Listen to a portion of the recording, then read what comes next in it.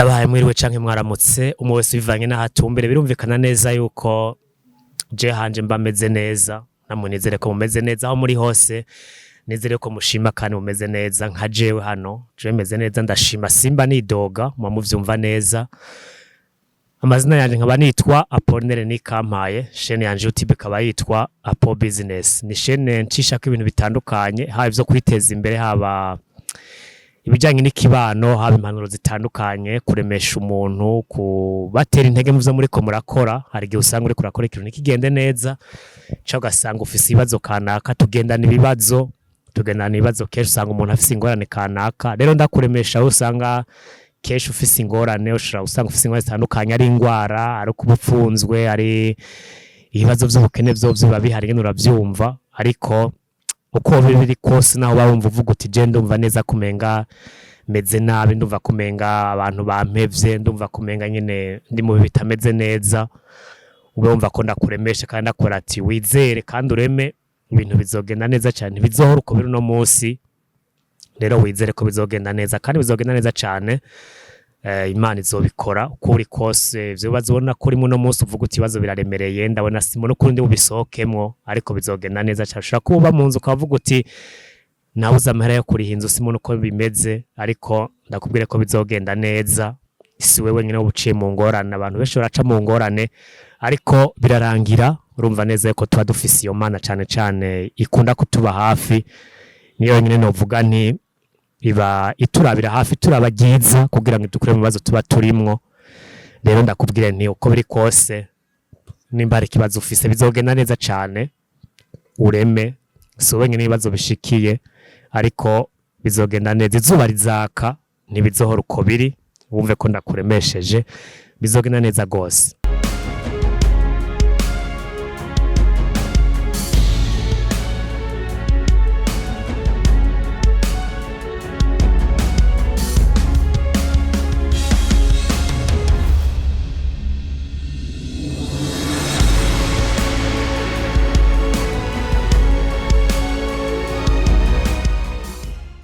Ni kuri uyu munsi rero nateguye ko tuganira ku bintu bikiya byabishika bitatu, ariko bafise akamaro dukunda kubamwo, nkabashima kubisangira namwe. Ubona ko kenshi mashaka gusangira namwe ibintu bishobora kutwubaka, bishobora kukubaka,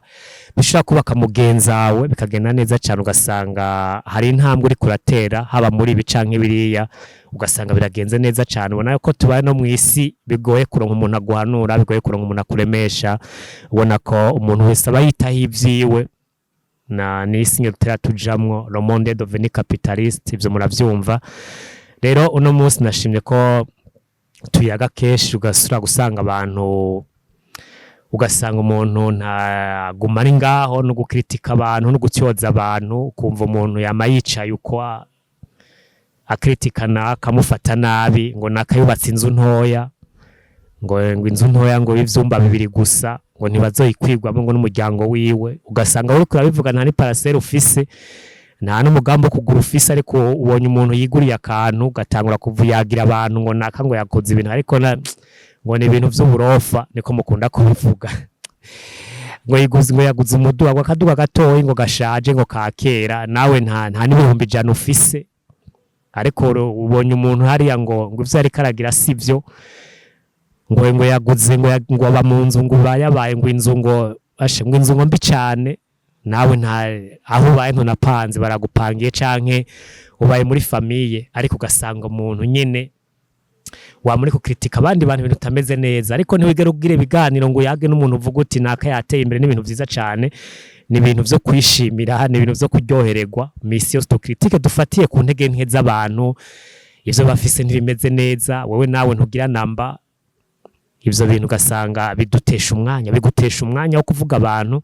uko bameze. Twahuye ameze nabi, twahuye ashonje, nta n'igihumbi wamuhaye mugura murenganye, uci uja gutera inkuru abagenzi bawe ngo twahuye ashonje. Kumuri wari ufise 10, nta n'igihumbi wamuhaye, ariko ugiye kumutyoza mu bandi bantu muvuga nabi.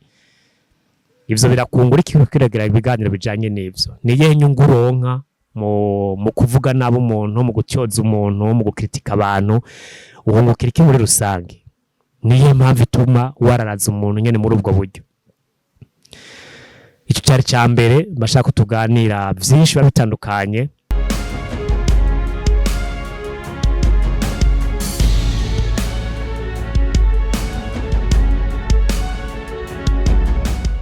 icaka ni mashaka tuganira uzosanga kenshi abantu bafata nkaho batabona ivyo urimwo urashobora gukena urashobora kugibazo kana ko ashobora kugwara ugasanga abantu bifata nkaho menga ntibazi ivyo urimwo ntibazi uburyo umerewemo cyane cyane umuryango wawe burya umuryango ni ikintu gikomeye ariko kenshi uza gusanga umuryango wawe utakwegera uragwara ukagwaza bikagenda gute ariko ni gako ushobora kubona umuryango wawe kwitaho cyane inshuti abagenzi bakakuja kure nkuko womengo ntibaza amakuru yawe ariko baba yazi neza iyo uri mu bihe bibi ntubabona ariko hinga utera intambwe kumbura aho wakoronke promotion canke haba ikindi kintu kiza nyene Imana ikwibuke reka mvuge nti Imana ikwibuke iguduza ingazi uje ku yindi ntambwe amaperi amatelefone y'inshuti y'abagenzi ntuzozibura ama message umeze gutumeze neza turagukumbuye wagiye hehe uburi mu biki ariko babaza amakuru yose ariko igihe wari umeze nabi nta numwe yanakurondera oya nta wakurondera bafata nkaho mengo ntibazi n'ivyo urimwo ntibanakuzi mwarahebanye muhuye nyine mukaca muvuga ati twaraburanye ariko hinga utera intambwe bakubone kumbure nawe uronke déplacement uronka huba use neza wambare neza bavuge bazohura bavuga bati nakubu yarateye imbere ubu yararose akazi ubu yararose promotion ubu n'umudeje ubu n'umushikiranganje ubu n'umuki ubakora ahantu hakomeye ico gihe na famille itakwibukira kwibuka we mugahura bakavuga n'abagenzi ko uri inshuti uwo ni mutonto wacu uwo ni muvyara wacu uwo n'umukuze uwo n'umuneve uwo ni inshuti kubera ko nako bifashe neza ariko kandi barakubona bakavuga ko batanakuzi yuva ubwo rero abantu babagoye muravyumva neza babagoye nyene niko bameze abantu niko isi imeze udafise nyene ntufise nyene baragufata nkaho menga ntibanakuza hano namwe baranakwihakana mu bantu ko bataho muhuriye batanakuzi uri inshuti y'abagenzi babo ariko hinge utera imbere ronka ka promotion ronka ibintu nawe nawe utabura inshuti baravuga ngo ubu n'umugenzi twariganye ngo twarigeze kuba tubana ngo mu rupangu ibintu nk'ivyo muravyumva neza isi imeze imeze ukunyene niko imeze uzobimenye ube ubizi neza ko isi yubatse ukunyene niko bimeze ica gatatu mashaka tuganira kuri isi tubaye ko abantu bazokwama guca intege ivyo bakora vyose abantu bama guca intege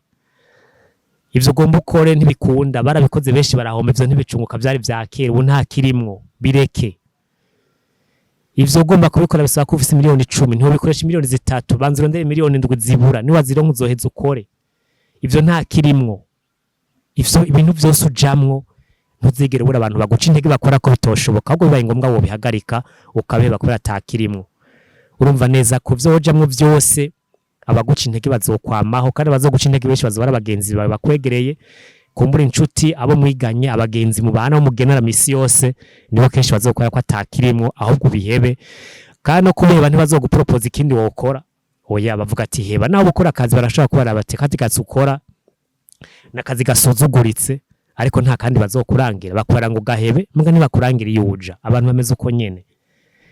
rero banzura abembega ko bambwira ngo ndagahebe ncanja gukora iki bandangiye hehe ndagahebe nje mwibarabara nimba bagakora kukoza ukagura inkoko imwe ukundi kwezi inkoko imwe ni wagahebe inkoko bazora bayikugurira wakora ngo gaheba ko kazi kurakora kuhanura ngo ivyo ugomba gukora bihebe yakubari ibindi gwenda gukora raba neza yuko batabagomba guta mu rudubi kugira ngo ivyawe nyene bije mwibarabara canke nyene nawe uje mwibarabara gutyo uze gusanga bikugora urumva neza ko ivyo uzojamwo vyose mu nshami abantu bazokoma baguca intege niko bameze isi imeze ukunyene no kubimenya umenye ko baguca intege batazigira babura rero bariko baraguca intege ico wokora wewe ja ahantu wicara usure wiyumvire neza uvuga uti mbega jewe ku mutima wanje umpanura iki wicara usure wiyumvire rimwe uyumvire kabiri uyumvire gatatu ku bwawe nigiye gutuma ugomba gukora ico ugomba gukora nigiye gituma wumva ugomba gukora ico kintu nigiye gituma wumva woguma muri ako kazi ico umutima wawe uzokubwira guma muri ivyo nyene uhanuza umutima wawe ubundi abantu baraba nabi bazoguta mu rudubi hari undi muntu usura gusanga ugasanga